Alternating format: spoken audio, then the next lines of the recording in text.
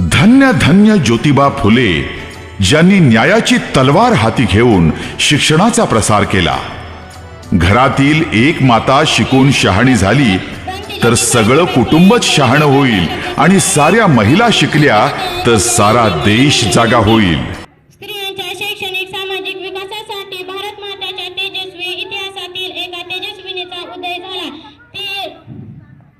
ती नारी शक्ती, ते रत्न म्हणजे सावित्रीबाई फुले.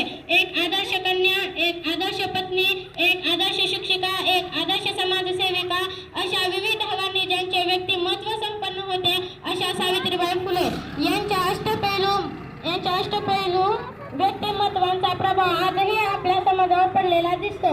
पहिल्या शिक्षिका ज्ञानाई ज्योत पेटवून स्त्रियांच्या जीवनात प्रकाशाची वाट दाखविण्याच्या क्रांतीसूर्य ज्योतिबांच्या कार्यात ज्यांची साथ मिळाली अशा क्रांतीसूर्य महात्मा सावित्रीबाई फुले यांचा जन्म सातारा जिल्ह्यातील खंडाळा तालुक्यातील नायगाव या गावी 3 जानेवारी 1831 रोजी झाला.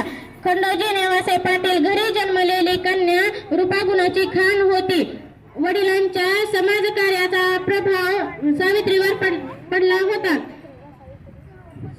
पडला होता. वडिलांप्रमाणेच सावित्री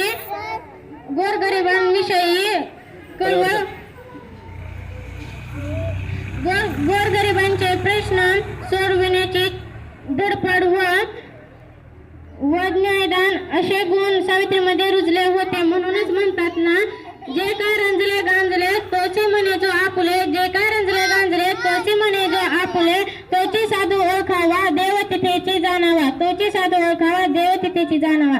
जाता जाता एवढेच बोलू वाटते की विद्ये विना मती गेली, वती विना नीती गेली, नीती विना गती गेली, गती विना वित्त गेले, वित्त विना शुक्र खेचले, इतके अनर्थ एका अविद्येने केले, इतके अनर्थ एका अविद्येने केले. एवढे बोलून मी माझे 2 शब्द संपते. जय हिंद, जय महाराष्ट्र.